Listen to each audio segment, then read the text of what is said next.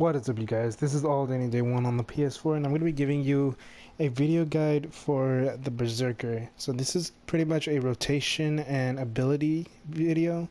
With the rotation for the Berserker, I'm not necessarily going to be using or telling you what rotation you should be going with. I'll just be telling you what abilities synergize best with what other abilities are also really good with. But you can pretty much make up your own rotation since the Berserker doesn't necessarily have a specific rotation to use.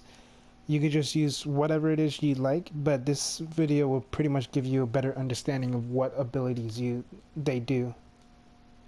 So let's go ahead and take a look at the abilities. So with the Berserker, there's only one stance, which is the basic stance.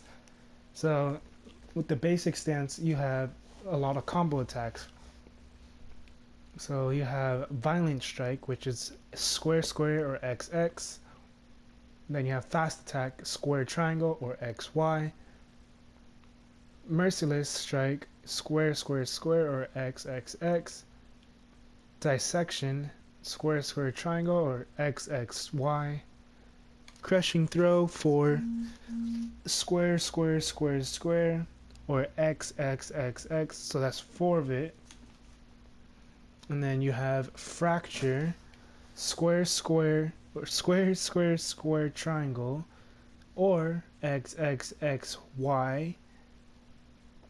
Destructive, you just tap triangle or tap Y. Destructive Wave, you hold down triangle or hold down Y. So with Violent Strike, it says inflicts 773,000 damage to the opponent's second attack in the combo, restores rage.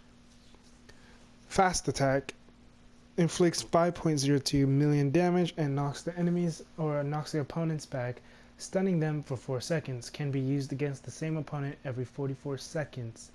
So this is a really good ability if you're fighting, like, let's say an elite type of enemy. It wouldn't necessarily work on a boss. I don't think you can actually stun the boss, but it does work pretty well against any other enemies, and it works very well in PvP as well. Merciless Strike, square square square, inflicts 1.16 damage as well as a pulse damage to the opponent. Third attack in the basic combo, restores rage. Dissection inflicts 1.55 million damage to all enemies around the Berserker and reduces their movement speed by 90% for 8 seconds. The slowing effect decreases after 5 seconds. That effect from the same Berserker can be applied to the same enemy only once every 60 seconds. So if you're trying to keep the enemy slowed forever, you're not going to be able to, unfortunately. But this is an AoE ability as well, so if you have a bunch of enemies in front of you, you can just go ahead and use square square triangle or XXY, and then it'll do like a nice slash across all of them. Crushing Throw, number 4, or Crushing Throw 4, inflicts 4.06 million damage in total. Fourth attack in the combo, restores rage. Fracture inflicts 20.3 million damage to the selected opponent in total. Consumes 165 points of rage. So this is a single target ability, but it's a really nice ability because it does a lot of damage to that one enemy. Destructive Strike inflicts 1.5 million damage to enemies in a 4-yard radius and makes them 30% more vulnerable to the damage from Berserker's attack for 15 seconds. And same thing with Destructive Wave, inflicts 3.94 million damage to all enemies in a cone-shaped area with a radius of 25 yards in front of the character, and makes them 30% more vulnerable to the damage from the Berserker's attack for 25 seconds. So it really depends on how many enemies there are and who you're fighting. So if you're fighting one enemy, then all you have to really do is just tap triangle, so that way you can break their armor, because that's all you're using triangle for, is to break the enemy's armor. So you just use triangle, you just tap triangle, and then it breaks the single target's armor 30%. And then if you break their armor if you want to break multiple enemies' armors, then you hold down triangle. Now, the problem here that kind of sucks is it doesn't break the armor for all the enemy or all your allies. is only for you, so the enemy is vulnerable for 30% by 30% just for you. No one else can make use of that. Now, for Mighty Strike, inflicts 580,000 damage to the opponent. Destructive Attack, we've already went over that. Crippling Blow is a 12-second cooldown, inflicts 15.5 million damage to the enemy in total. Hold down the button and it stuns them for 2 seconds. So you have to hold circle or hold down B if you're using it. Thirst for Battle, this is going to buff you. So what would be a really good combo is if you use Destructive Attack, then use Thirst for Battle. So Thirst for Battle says increases damage by 40% and critical chance by 35% for 10 seconds. So, like I said, if you use Destructive Attack, reduce the enemy's armor by 30%, or you deal 30% more damage with that, and then Thirst for Battle will give you an additional 40% more damage and 35% crit chance. So you've got a pretty big damage buff right there going on. Tectonic Blast inflicts 3.01 million damage to all enemies in an 8-yard radius. Restores 100 points of rage to the Berserker if it hits 3 enemies, and 50 extra points for each affected enemy beyond 3, up to 350 points of rage for 8 affected enemies. So, depending on how many enemies there are, this Tectonic Blast is an AoE ability. AoE damage, burst damage, not damage over time, but it's mainly to build up your rage, your points, your rage points. So if you have a bunch of enemies around you, just go ahead and use that, and then your rage points, your rage meter goes back up. And then if it's just one enemy, you just get 100 points of rage, or about. And then you have Whirlwind. The enemies are pulled to the spinning Berserker, taking 6.72 million damage. The attack deals impulse damage. First, when in combat, only those who are already fighting are pulled. The attack can be used in motion. And then also another good thing is you'll also be able to use Whirlwind when I think it's like every 30 seconds or so. You can have like a flaming Whirlwind, which is pretty cool. When you use it, you're pretty much on fire, and you deal more damage to the enemies. Now you have Leap. The Berserker leaps towards the selected enemy. All movement restricting effects are removed, and they are immune to them for 3 seconds. Inflicts 3.43 million damage to the target and enemies around it. If no target is selected, the Berserker will leap a distance of up to 24 yards. If the Berserker is stunned, feared, disoriented, or immobilized, they can free themselves once in 14 seconds by using Wild Leap. So with the way that Leap works is it's kind of like how the Revenant's little Shadow Leap works, and the Kinetic's little travel ball works, or whatever it's called. I mean, I wouldn't say it's like the Revenant's the Shadow clone, but you just leap towards the enemy, and you can also break out of crowd control stuff. So let's say you're frozen, or you're feared, or you're stunned, you can break out of that right away as long as you have Leap act not on cooldown. If you have it available, you can just go ahead and use it, and then you'll be broken out of crowd control. Now you have to realize that you can only use it once per 14 seconds though, if you are in a crowd control, if you're crowd controlled. Next one is Thundering Roar. Monsters in a 10-yard radius of you freeze with fear for 6 seconds. So this is another nice crowd control ability that you have.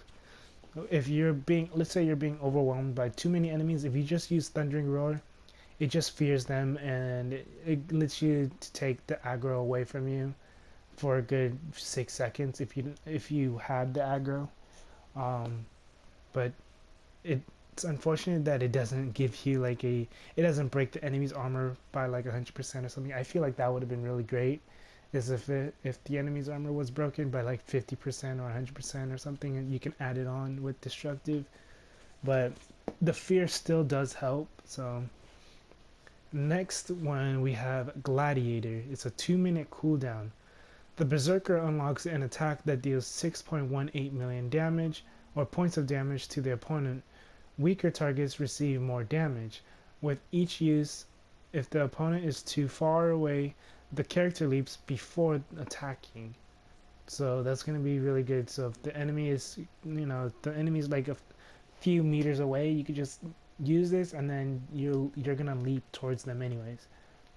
So we're going to go ahead and look at Gladiator, or actually we're going to look at the talent first. So Experienced Fighter. Basic attacks activation speed is increased by 15%. Damage of basic attacks is increased by 42%. Fracture inflicts 300% more damage to shields. So if you're using square, square, square, triangle, that's fracture, or X, X, X, Y, that's going to do 300% more damage to enemies that have an active shield on. So what you would normally do is you would just hit triangle, you would hit them with that destructive, and then just hit them with fracture. You always want to use destructive regardless of them having a shield or not anyways. So with the Gladiator stance, all of your attacks are Gladiator strikes except for L2, R1, and L2. L2 is always going to be the finishing move. But R2, R1, circle or B, Y or triangle, and square or X, it says deal 6.18 million damage or points of damage. It's pretty much the same thing with what I just said earlier with under the basic attack. Now, when you're in the Gladiator stance, you normally would just have a red aura on you.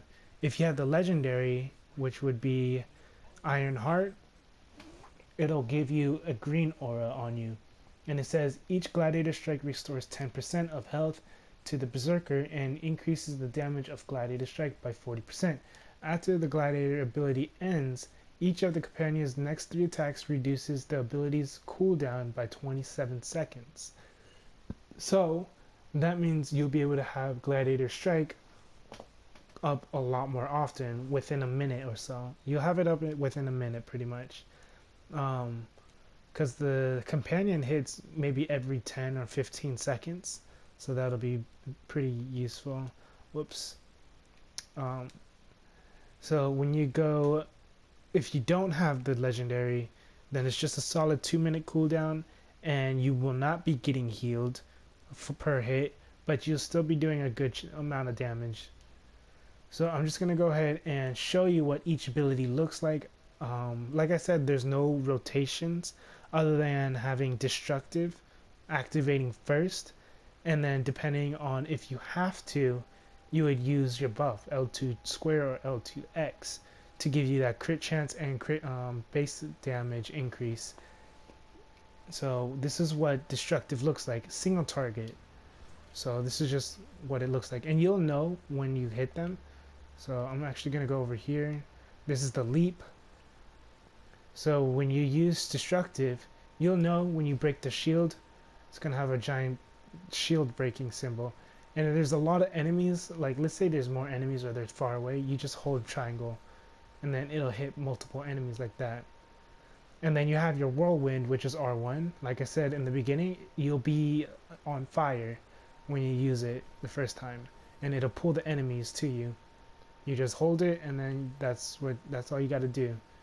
Now, if you use it after you've already used it, you can keep using it regardless. It'll just require resources. So this is what it does. So when I just now realized, when you use it, the Whirlwind, the Fire Whirlwind, you have a timer at the bottom left corner. That timer is giving you your resources, your rage. You're getting 1% per second.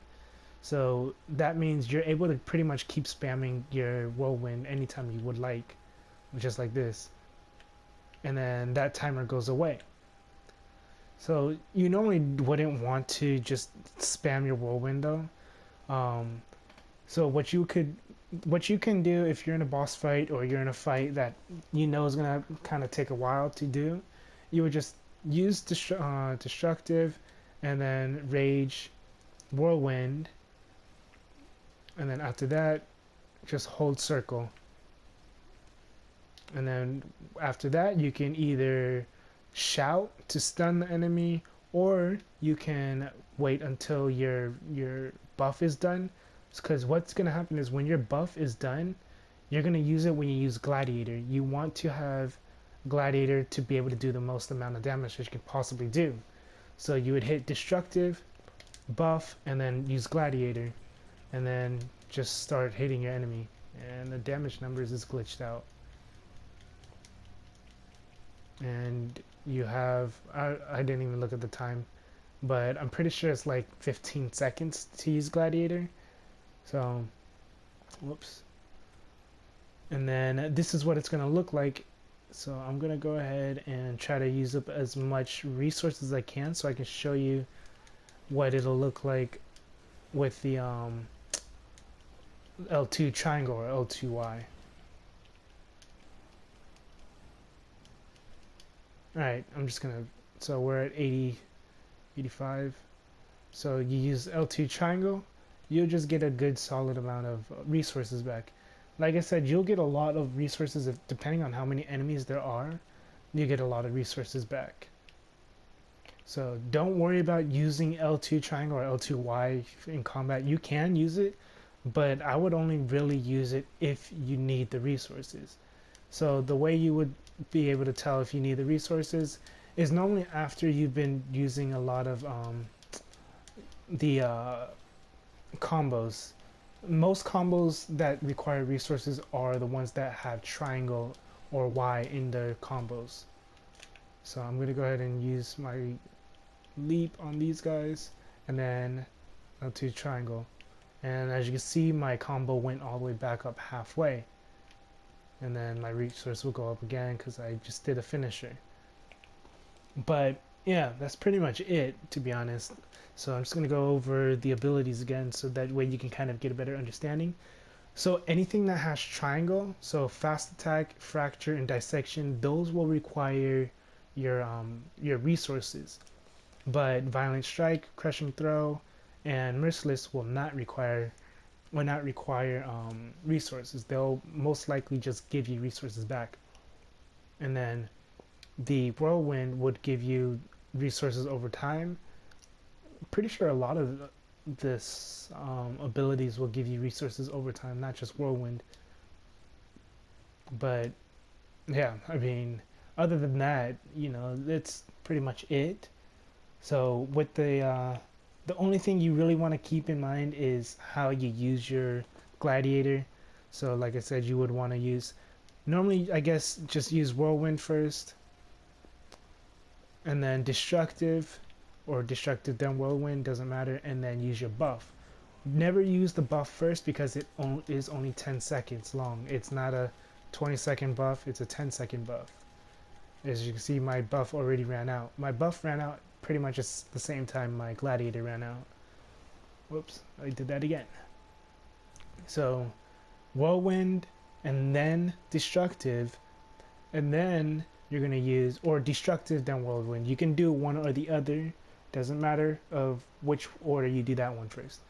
But after you do those, then you're going to use L2 square for the buff, and then L2R1 for the Gladiator for your little super ability. And then if you need the resources, L2 triangle or L2Y. That's if you're below 50% resource. I wouldn't really worry about using it other than that. And then if there's a bunch of enemies that are overwhelming you, L2 circle or L2B, that'll give you like a little bit of a breathing room. L2, and then you have circle or B, which you can use also. For example, let's say your Gladiator's on cooldown, then you don't just hold your buff, you still want to use your buff, but you can use L2 square or L2X to get your buff, and then triangle, destructive, and then hold circle, so that way you're still, because that right there is still going to do a lot of damage. And then that's pretty much all though, to be honest. So if this video helped you at all, go ahead and leave a like, comment, subscribe. If you have any questions or concerns about the Berserker class or anything, let me know down in the comment section as well. If you have any suggestions or anything with this build, anything different that you do, if you have an actual rotation that you go with the Berserker, go and leave that down in the comment section as well. If you have any other classes that you'd like to see next, let me know. I mean, eventually I'm gonna have all of them completed anyways, but right now, you know, if you haven't seen any of the classes that you want to see yet, just let me know. And yeah, that's pretty much it. So if you, before I forget, follow me at Twitter at alldayanydayone. So, you know, if you got any questions, you can personally message me on there. And yeah, so that's pretty much it. This is All Day Any Day 1 on the PS4. Have a good day, good night, and peace.